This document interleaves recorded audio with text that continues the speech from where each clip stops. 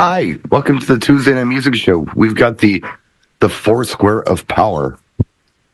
We've got Brian K in the house joining us. Hello. And John Cowley. And Jay is here. Jay the Mac. What's up? On tour. What's up? Yeah. I'm drinking coffee. In a hotel. Me too. You and I have blowing on it because it's so hot. So, what do you got there? I got hard iced tea. Oh. Whoa. Brian's drinking tonight. We drink on this show, are we? Brian's drinking. It's iced tea. It's iced tea. Put yourself into a 12-step program. We know John has Budweiser because he always does. Yeah, pretty much. But no, I don't think it's Budweiser. That's Bud Light. That's all right. Let's be correct. My cup running empty. Oh, it's empty. Look, I'm in a hotel. Again. Yeah.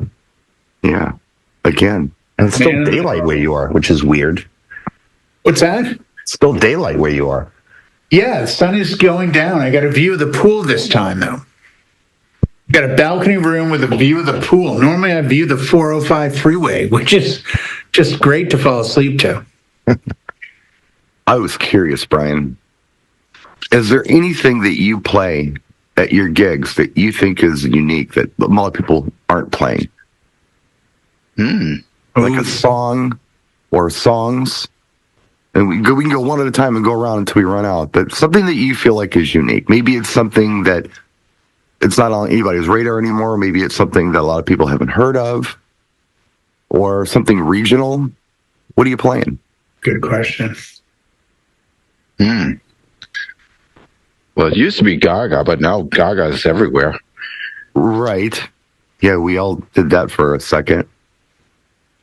Well, she just did Coachella last weekend, and I don't know how many, almost 1 million people there. I don't even know. How many were at Coachella? 50,000. It was crazy. 15,000. Or 50, I think. 50,000. 20th of that. A lot of people. Yeah. Well, I know they had backups with traffic, so that's why I don't know. Oh, yeah. I know an artist, somebody I posted on my Facebook page that passed away this Saturday that nobody's ever played other than me, I know, in the group. Her name is Beth and Sachs. Okay. She's from New York City originally. Yeah. And she plays over in Europe a lot. So, and she does all remixes of popular songs. Okay. But does them dance mixes. Okay, so she's redoing popular songs. Like, she's like a cover artist, essentially. Yeah, she's basically like an opera singer, but her songs are all dance songs when she releases. Well, how long was she around? I say she came out in the probably the late 90s. Okay. I've been playing for her probably around 10 years now.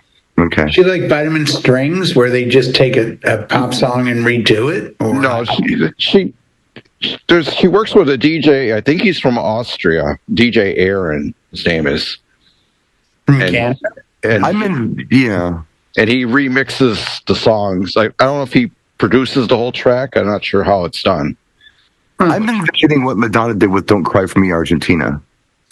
The dance, that kind of thing. Yeah, is what I'm envisioning, and that was a very early '80s gay disco thing where they were kind of out of tunes. So they had artists that would go in and like make dance versions of show tunes and things just to get some content out there in the club. Yeah, she never had anything like as a solo artist. I don't think she ever even had a single, even on like the dance charts. Even. Okay. She just hooked up with this DJ remixer and made these dance songs. What was her name again? Beth and Sachs. Give us a track to check out from Beth and Sachs. Her first hit was Voulez-Vous from ABBA. Okay. She did a cover of that one. When do you play this? Just in general, or? I play her at the clubs. Like she's very popular. I get requests even for her. I wonder if I have Beth Sachs. Right on. So Cool. it's a How about you, Jay? What are you playing that nobody else is playing, or you think that a lot of people aren't playing? You know, the two things, when you asked the question, the two things that came to mind immediately is I play a song called Float by Switchfoot, Yes. Christian rock band from San Diego, but it sounds a lot to me, it's very Red Hot Chili Peppers kind of vibe. Yeah, you played that for us a while back. There was a video. have, for it. yeah. Yeah. I think for cocktail, for like, especially where I am, where you're outside a lot, Sure. it creates a cool vibe. The other thing is the artist that I still play that kind of blows people away is I'm still rocking, I think this series, he did 2 albums. I think it was called like Rock Swings or something by Paul Anka, where he Oh, did yeah. his version of covers. Right. So it's like a 20-piece orchestra and Paul Anka doing Jump by Van Halen, Eye of the Tiger by Survivor, Smells Like Teen Spirit by Nirvana. He, Sure. Eyes Without a Face by Billy Idol. But he Right. does it very serious. A lot of us know about Richard Cheese. Yes. He does it very campy. Yeah. There's a comic element to that. Yeah. Paul Anka did it very like, okay, 1, 2, 3, and like the orchestra goes. Yeah. So he was very serious about it, but it's a good way of getting, especially with older crowds, that duality of a newer song to them, but an older style for them. Yeah. No, that's cool. What about you, John? You got anything that you throw out that you feel like is pretty unusual? Dropkick Murphys. Well, that's always a given. Give me regional, yeah. What I like to play is, looking back to like 80s, 90s, because we were just inundated with so much new music all the time. Mm-hmm. There was a lot of good stuff coming out that fell through the cracks Yes. just 'cause it was just such an oversaturation of great stuff coming. Yeah. But I'm going back, I'm revisiting stuff like Meeting in the Ladies' Room from Climax. Nice. And, I'll just give you a second one that's kind of in the same world. Alexander O'Neill, Fake. Oh, yeah. That's Like stuff that's funky. It's like, but it just didn't get the radio play it deserves. So you play something like that, it's got a groove. It gets people come up like, what is this? Like, how did I, So I go back through some of the older stuff. It's groups songs that you don't play. Yeah. Like we're not going to get any more new Cameo songs. So you got to look beyond Word Up if you want to find something that you're going to play. Attack Me With Your Right. Love. But Yeah. you know what I mean? Sure. The hidden gems. And that's with what's going on in today's music, we have to go back. We have to go find something that was good or forgotten or just didn't get the spotlight it deserved. I think back in the day, stuff like that. I think a great observation, by the way.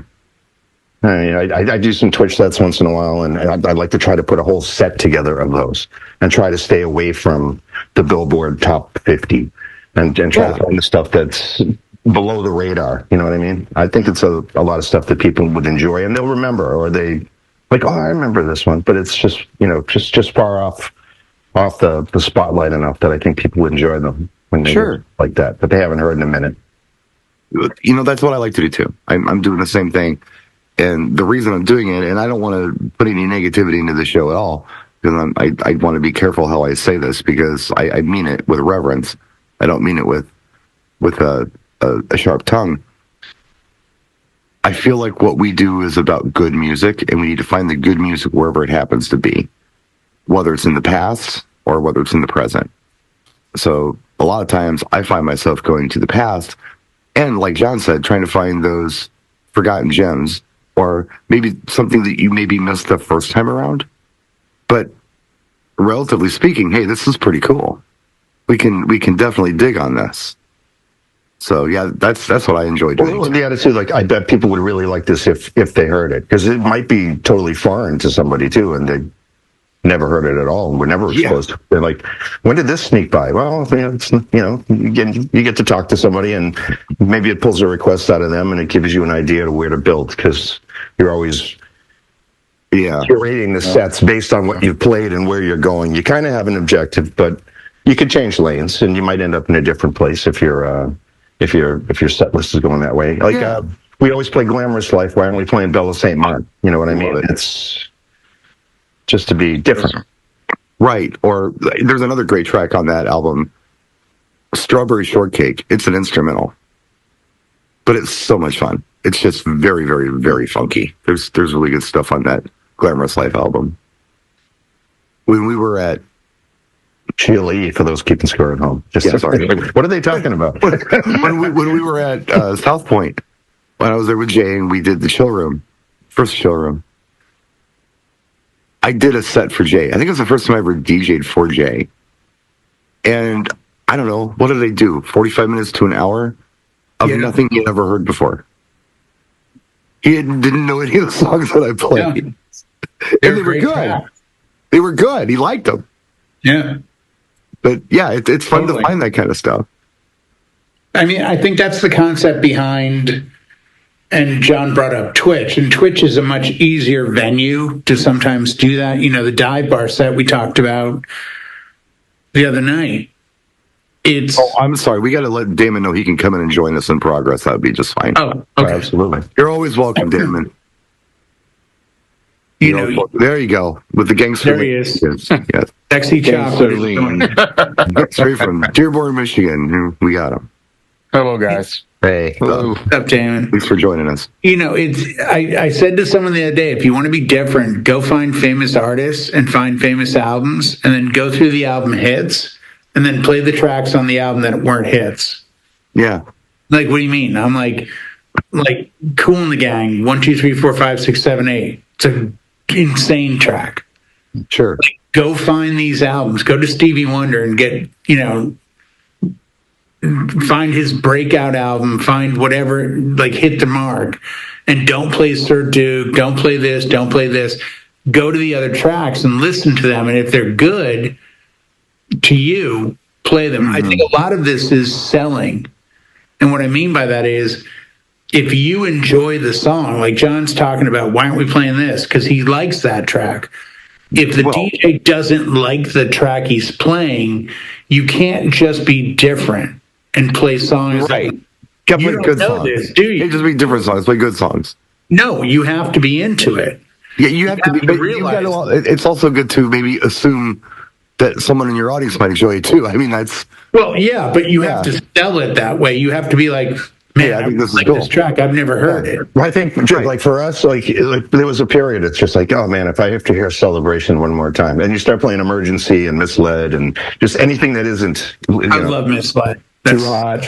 Oh, even the Rockers love that song, yeah. You know, it's just like, can we get something else, please? You know, and I think it's just to keep it varied for us so that we don't get, stale or bored with what we do. Like, we want to keep it fresh, and we want to... Oh, 100%. We'll still play Celebration if they really want Celebration, but give them that, too. Give them something. There was a down-tempo one, but I liked it. Let's Go Dancing.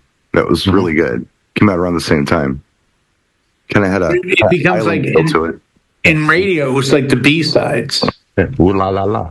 Where it's like, hey, we're not going to play, Freak Out. We're going to play this. We're going to play this. We're going to play, and you purposely went away from the hits because there's still a lot of great material. I mean, I think a great set might be doing Daft Punk with tracks that people don't know. Don't play Harder, Faster, and One More Time. Right. Well, the interesting thing about that, Jay, and I think that we could all probably agree on that.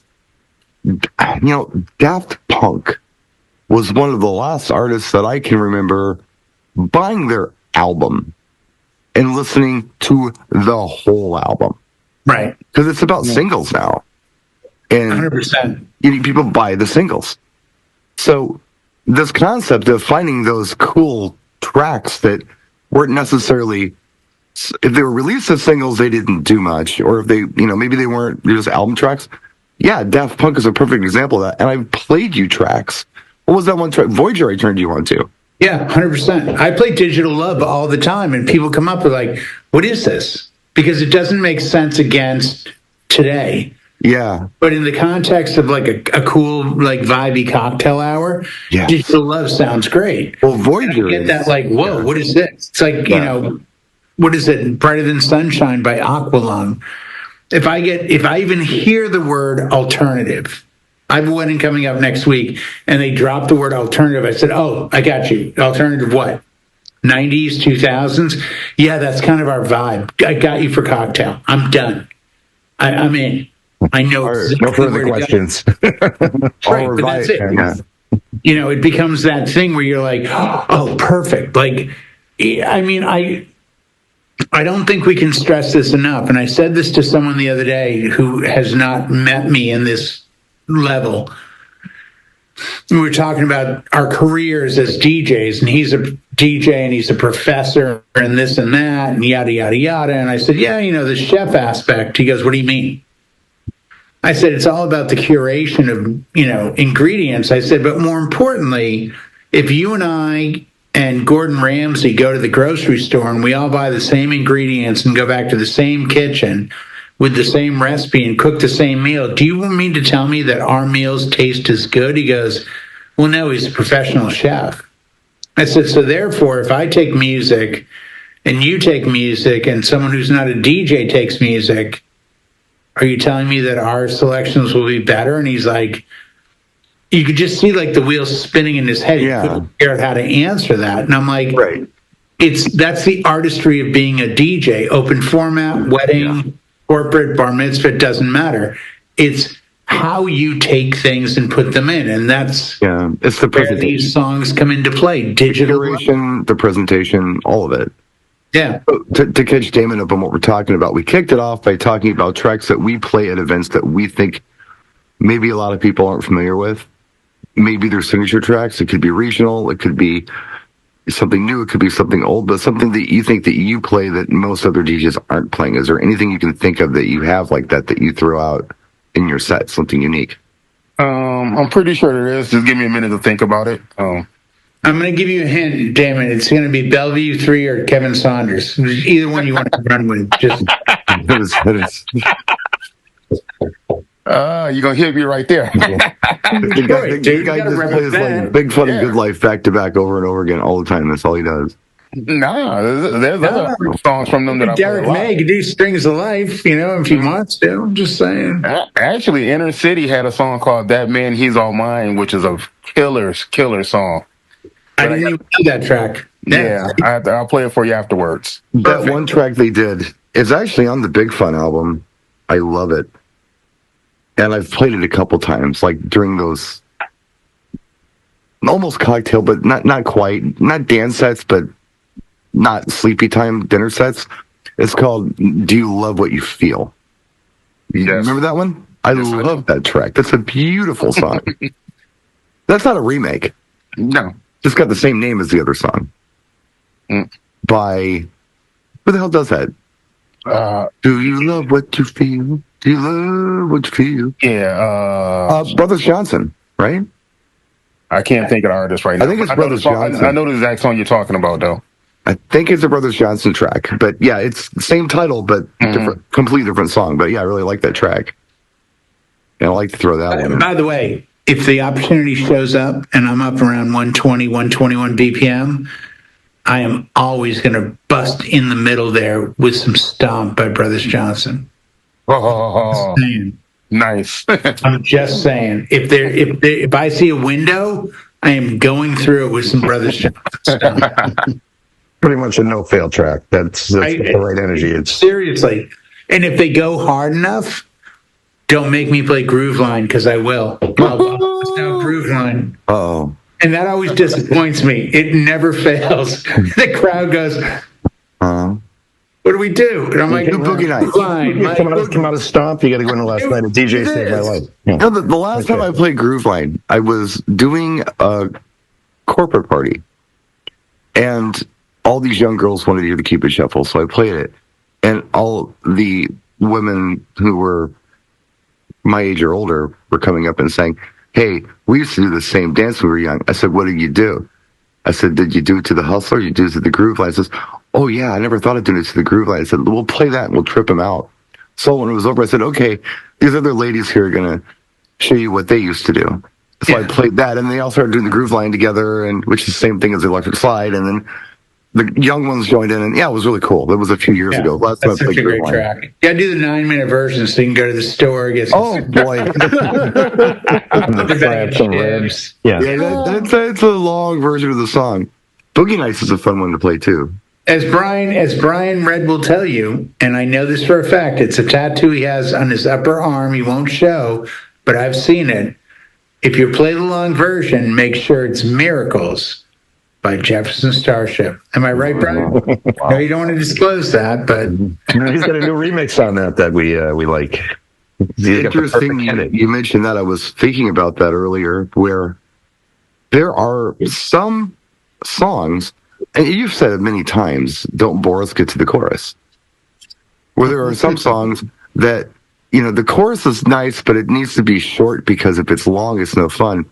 And I'm thinking of songs, and I almost brought this up as a topic, songs that are just great all the way through. Like, everything about them is good. The intros, the bridges, the choruses, the verses, everything is good. Like, you're never disappointed. Like, the whole song is candy. And those used to be the hits.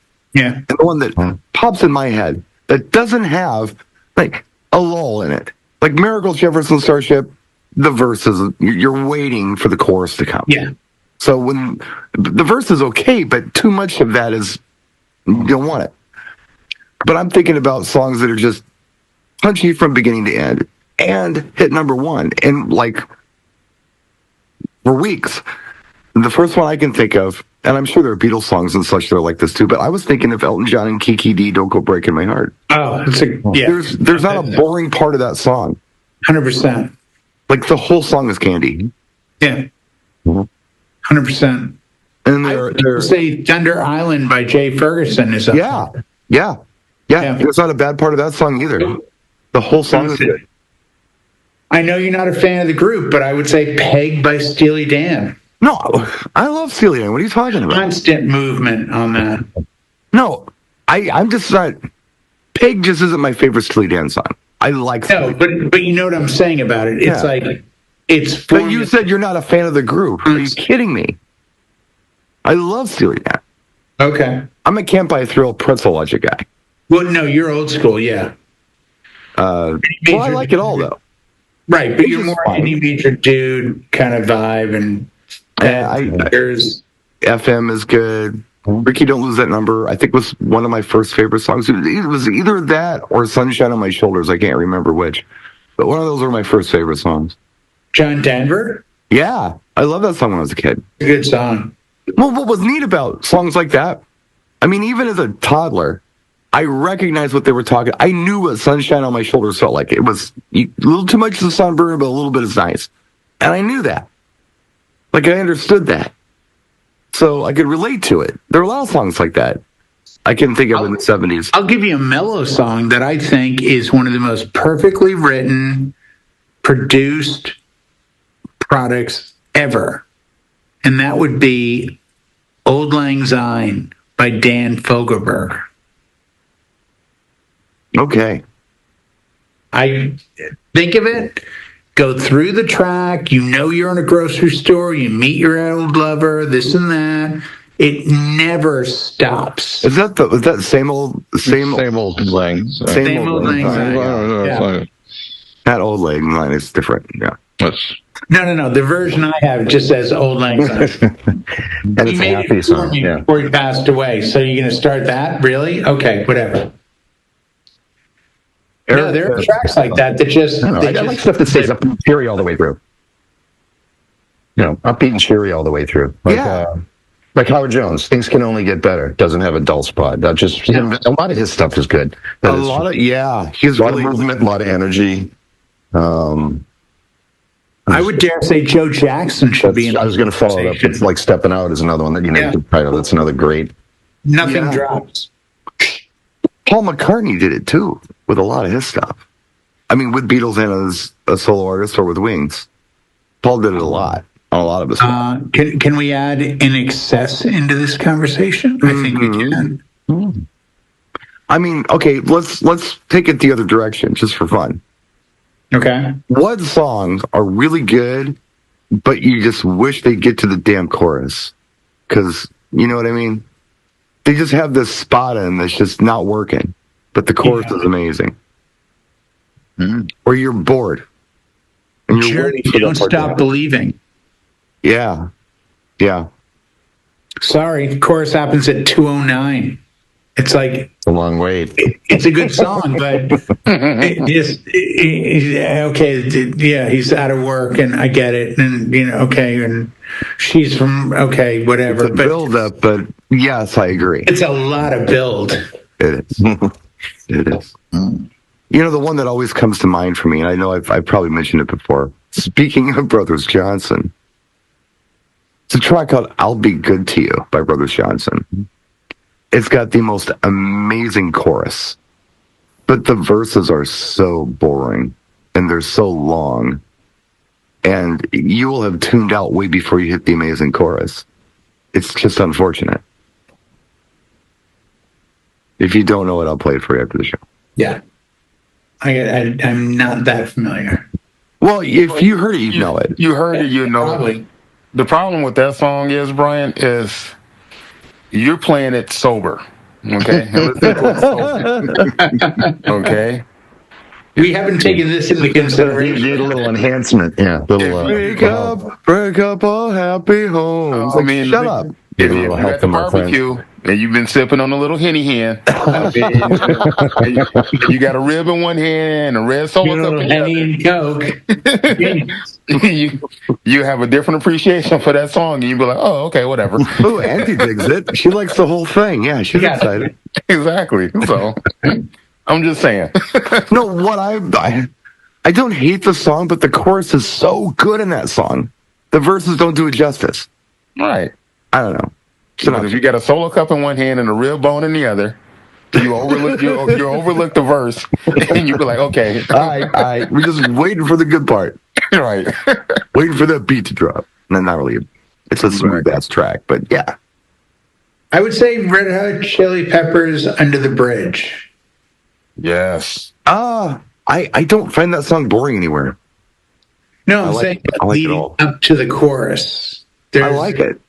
I like it too, but it's like I like I'm it not best bored. to kind of build up to the chorus. That's Anthony's fault. That he's wordy. His stuff is wordy. It gets very wordy. He likes just to hear his own voice, and it takes a long time to get to anywhere with a lot of their stuff. Even Californication, it's another yawn fest till you get to another chorus.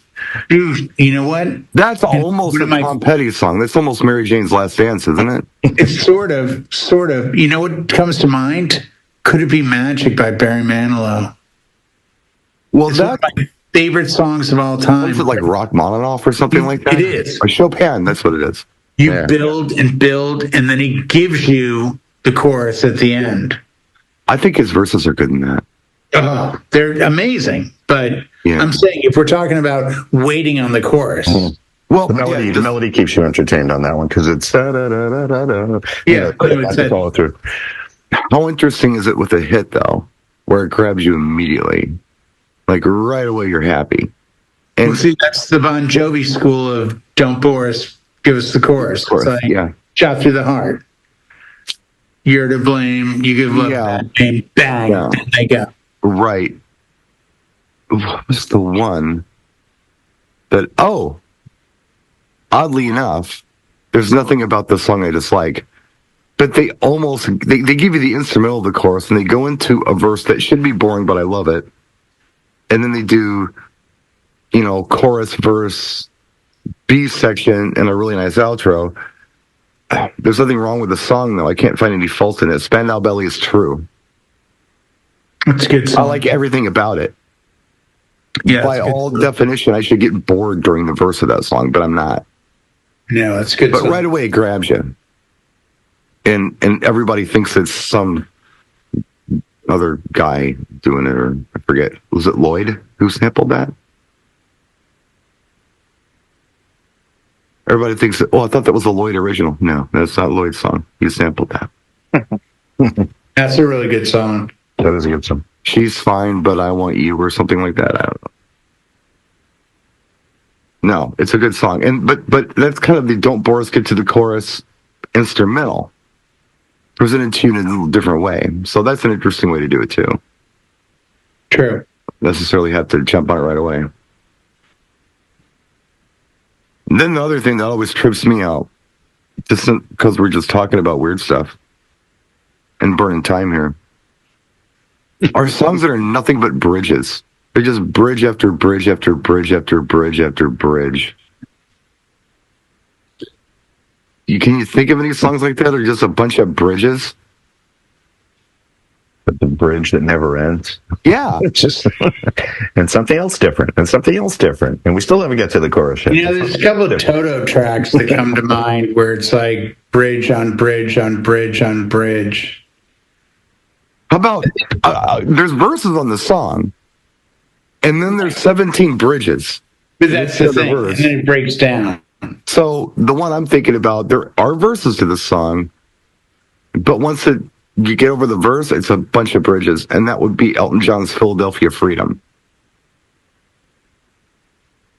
That's bridge after bridge after bridge. I would agree. After bridge. I would agree. It's good. Great track. Yes, it's a wonderful track.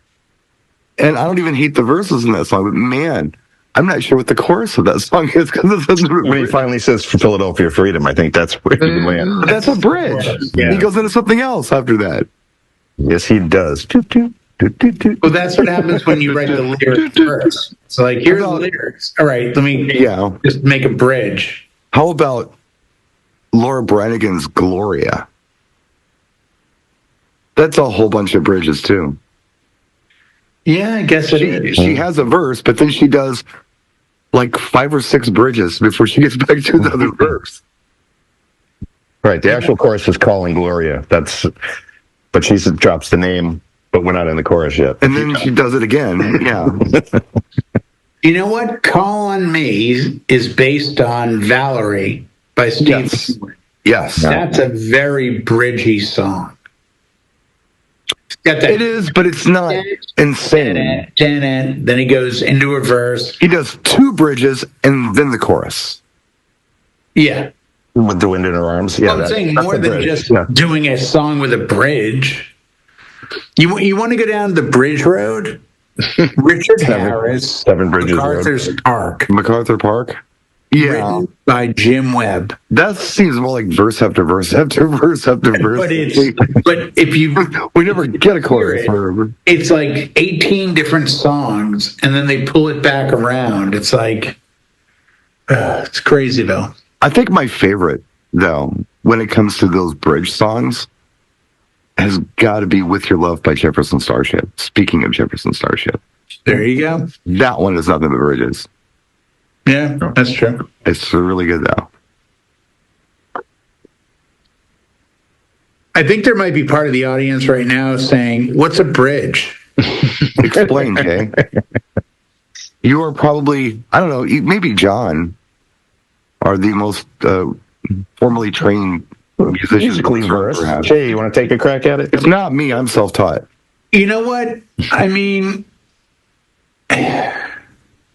I know what a bridge is it's like porn. I know it is when I hear it or see it. A bridge is something that links a verse to a chorus.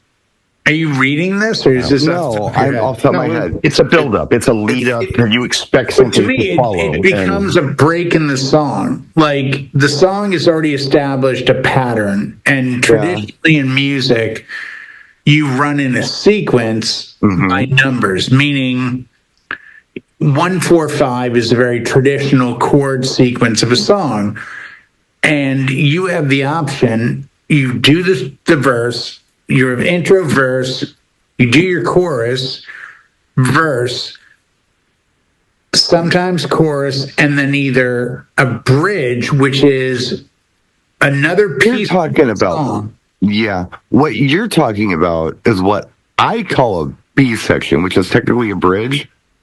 And just to give you an idea of what I'm talking about, it's usually like guitar solo.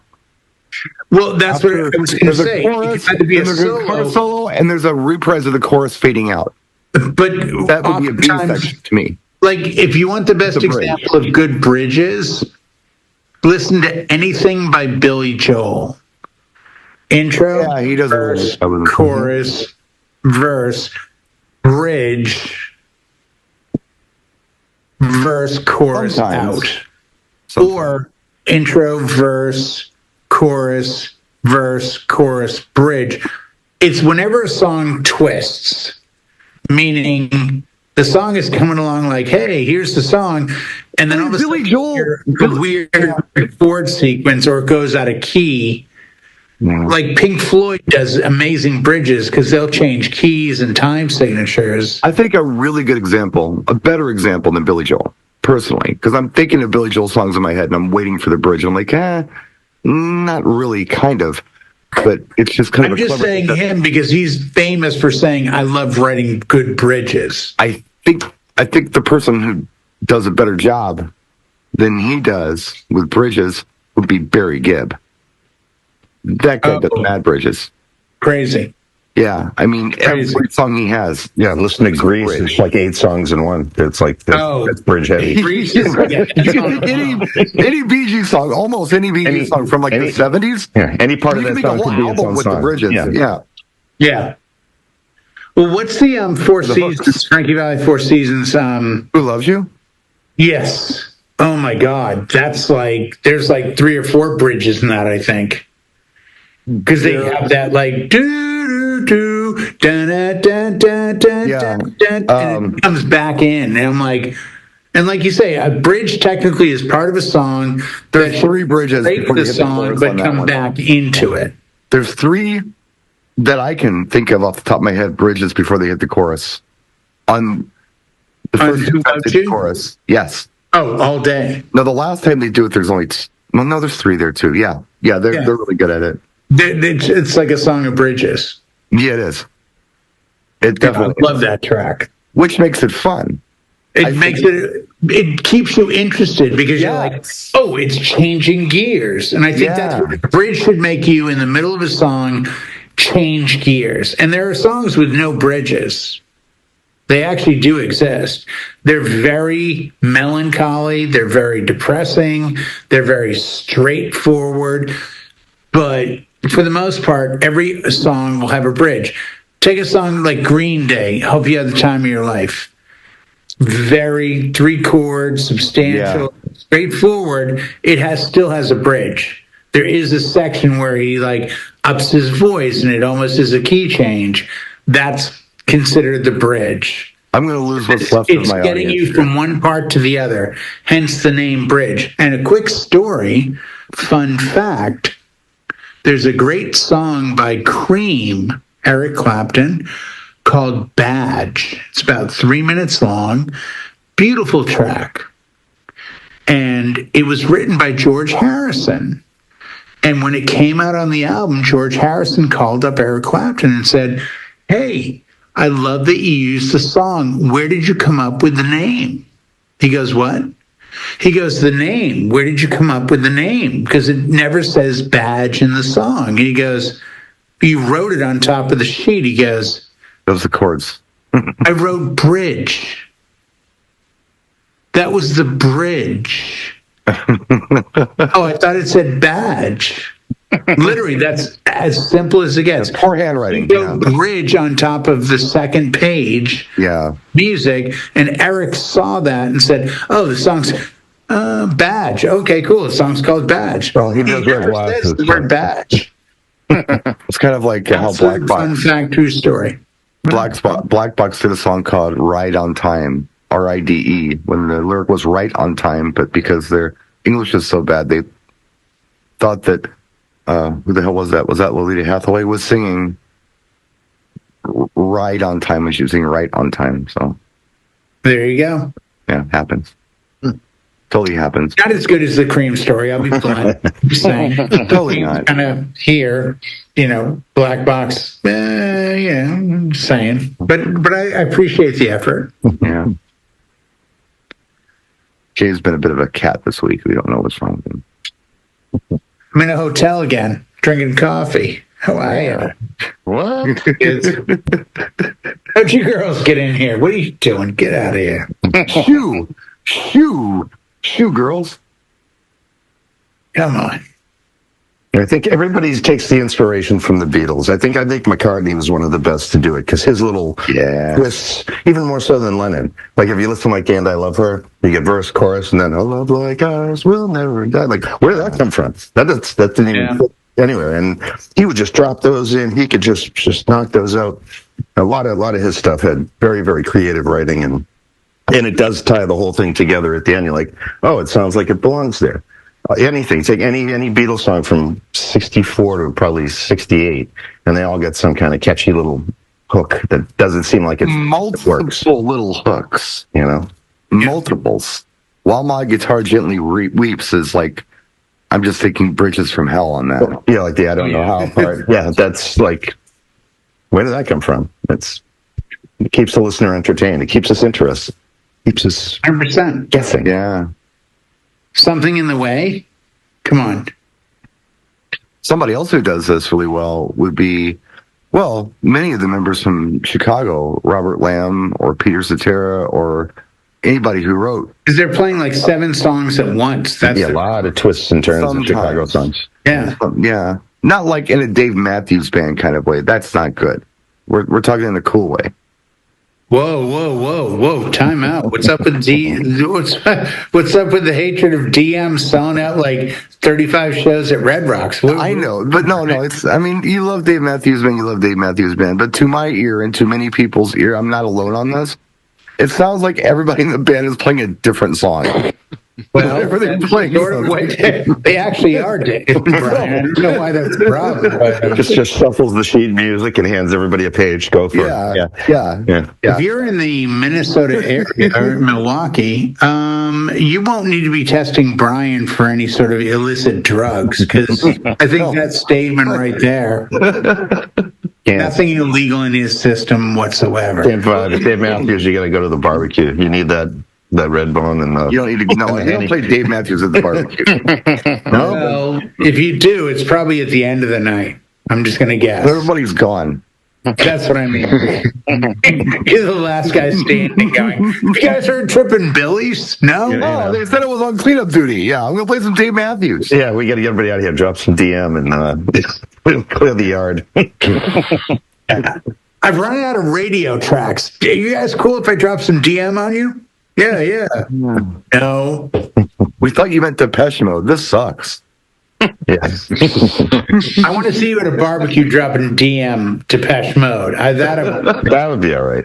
You would probably be gun with that before you got over the Dave Matthews Band. No, this is when he stopped drinking. Trust me. Check this track out. All right, kids. Let's put a fork in it before it gets any worse. But while we're ahead, what do you think? Thank you very much for Actually, I'd like to talk about fish if you guys have a moment. Oh, just dear God. Well, Lent is coming up, or Good Friday is coming up. So we're in Lent, yes. We are brought to you by DJ Event Planner, just like every week. Thank you, DJ Event Planner, for being one of our channel sponsors. Learn more about them and our other sponsors down here in the description of this video on YouTube. We'll see you all next time. I'd say next week.